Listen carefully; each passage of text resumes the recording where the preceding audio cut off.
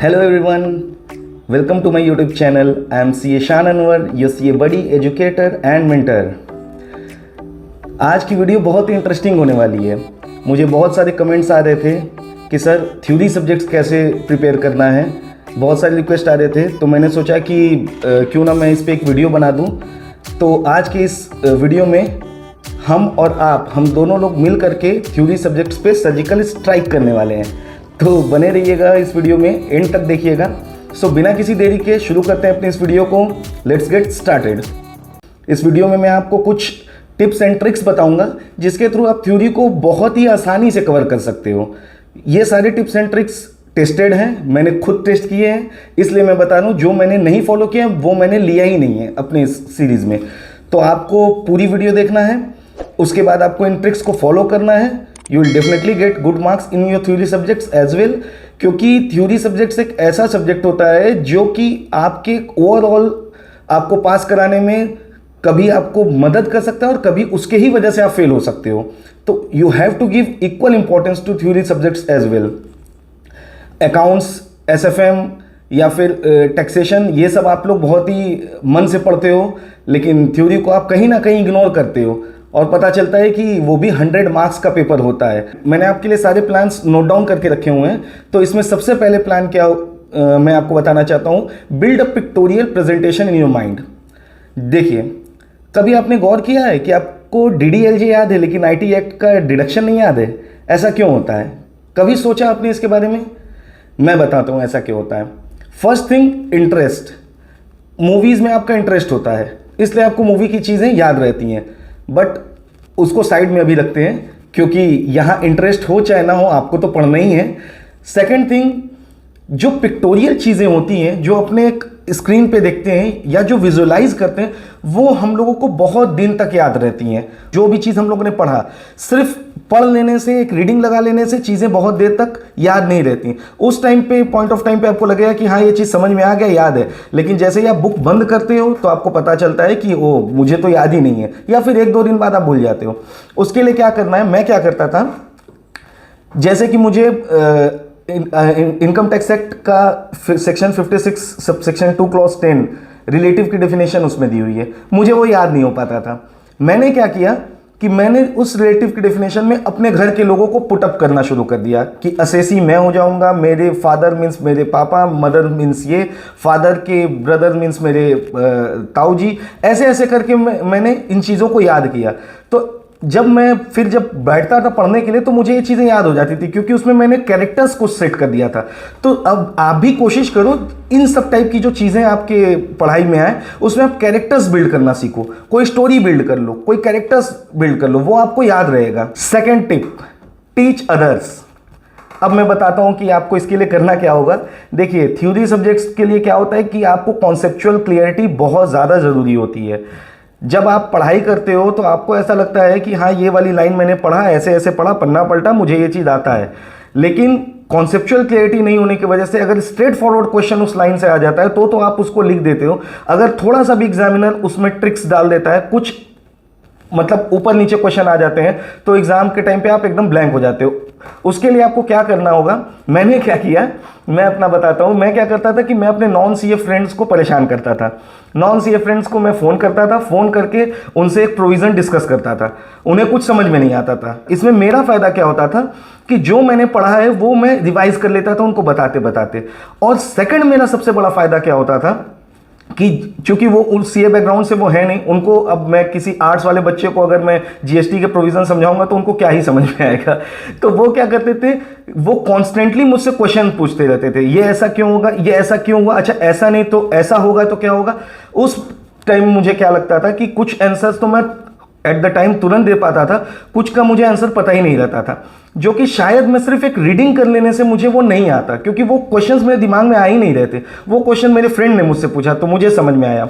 मैं क्या करता था कि फिर मैं उस क्वेश्चन का आंसर ढूंढता था और फिर मैं उसको वो आंसर देता था। उससे क्या होता था कि मैंने अपनी रीडिंग तो कर ली, जो मुझे स्ट्रेट फॉरवर्ड समझ में आया वो तो मैंने कर लिया, लेकिन जो अगर कुछ अलग भी मैं कर सकता था, वो अलग भी मुझसे पूछा जा सकता था एग्जाम में, उसका भी एक आइडिया मुझे लग जाता था और वो मैं रिवाइज कर जाता था। तो ये टिप बहुत ही कारगर है। लेकिन इस दौरान आप बहुत ज़्यादा चिटचैट मत करने लगना, क्योंकि एग्जाम्स में आपके बहुत ज़्यादा टाइम नहीं है, लेकिन आप ये मेथड फॉलो कर सकते हो, इससे आपको बहुत ही ज़्यादा हेल्प मिलेगी। Now tip number 3। Tip number 3 है रीड आउट लाउड। देखिए, जब आप सिर्फ चुप होकर के अपने बुक में, अपने नोटबुक में देखते हो और पढ़ते हो, उस टाइम सिर्फ और सिर्फ आपकी आंखें वर्क कर रही होती हैं। जब भी आप थ्योरी सब्जेक्ट्स पढ़ो, उसको आप बोल बोल करके पढ़ो, बोल बोल के पढ़ो। इससे आप बोलोगे तो आपकी आंखें तो बाय डिफॉल्ट देख रही हैं, बोलोगे तो आपका माइंड, आपके माइंड में वो चीज़ें रिसेप्शन आपके माइंड में वो चीज़ों का जल्दी होता है। सेकंड थिंग, आपके कान उन चीज़ों को सुनते हैं ना, तो उन वर्ड्स के यूज टू हो जाते हैं।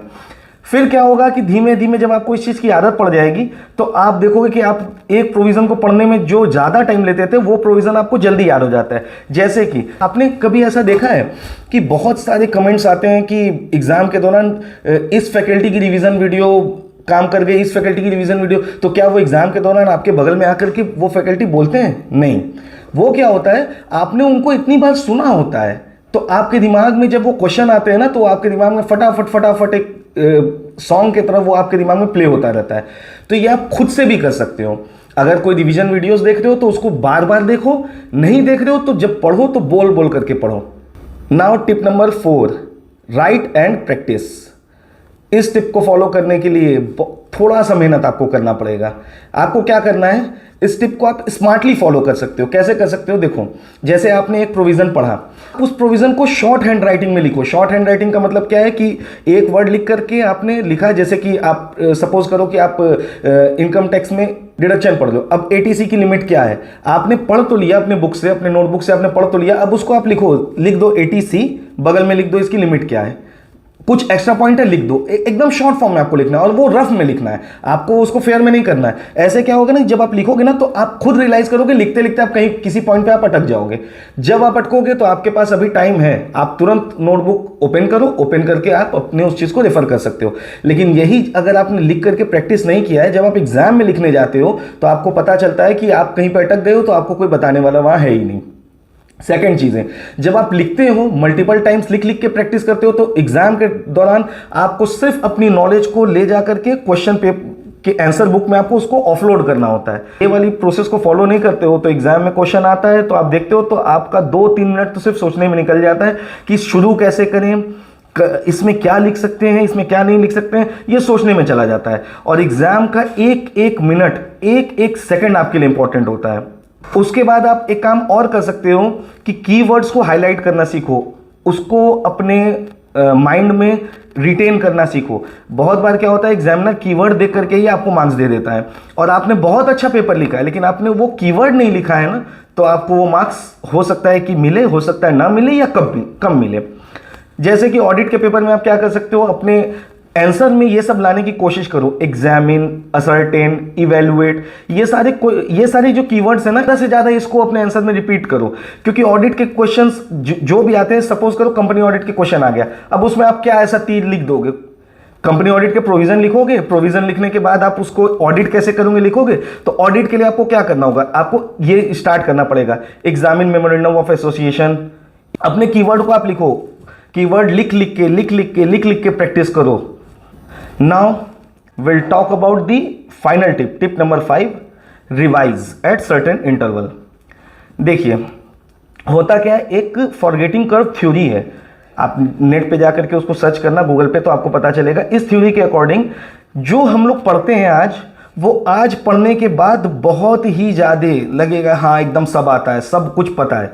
कल तक लगेगा कि हाँ मुझे याद है, 2 दिन बाद लगेगा मुझे याद है, लेकिन जैसे ही एक वीक बीतेगा ना, आपको उन चीज़ों में से कुछ चीज़ें आपके दिमाग से डिलीट हो चुकी होंगी जो कि आपको लग रहा है कि याद है। ये तो प्रॉब्लम है। अब इसका सॉल्यूशन क्या है, ये आप इस चीज़ से ओवरकम आप कर सकते हो, multiple revisions and cumulative revisions.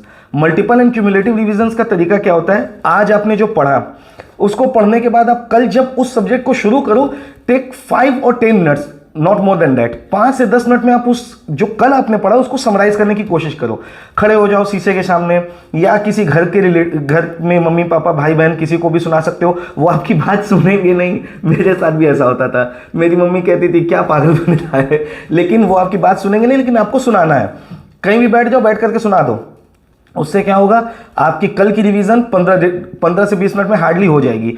फिर जब नेक्स्ट डे फिर दोबारा से बैठो तो जो आपने फर्स्ट डे पढ़ा था, सेकंड डे नहीं फर्स्ट डे पढ़ा था, उसको 5 मिनट में समराइज करने की कोशिश करो, नॉट मोर देन दैट। ऐसे करके आप 2 रिवीजन अपनी ऐसे ही लगा लोगे, पढ़ते पढ़ते आप दो रिवीजन लगा लोगे। समरी नोट्स जरूर जरूर जरूर बनाएं थ्योरी में, चाहे आप अगर किसी ऑथर की समरी बुक पढ़ रहे हैं या फिर किसी टीचर्स की फैकल्टी की पढ़ रहे हैं तो दैट्स ओके। अदरवाइज आप खुद के हैंड राइटिंग में समरी नोट्स बनाएं। उससे क्या होगा कि जब आप अपने हैंड राइटिंग में चीज़ों को लिखते हैं ना, तो आपको लिखते लिखते चीज़ें याद होने लगती हैं, क्योंकि आपकी रिवीजन कैसे, क्यूमुलेटिव रिवीजन कैसे हो जाती है। एक बार आपने पढ़ा, सेकंड आपने जब उसको नेक्स्ट डे रिवीजन में लिया, थर्ड जब आप समरी नोट बनाते हो तो, क्योंकि पहली रीडिंग और समरी नोट बनाने के दौरान दोनों टाइम आपको थोड़े टाइम लगेंगे। ये टाइम आपकी वेस्ट नहीं है, ये इन्वेस्टमेंट है आपकी, जो कि आपको एग्जामिनेशन हॉल में आपको पता चलेगा कि इसका बेनिफिट आपको क्या मिलता है। अब एक बहुत ही रियलिटी चेक बताता हूँ। प्रैक्टिकल सब्जेक्ट्स को रिवाइज करना बहुत आसान होता है।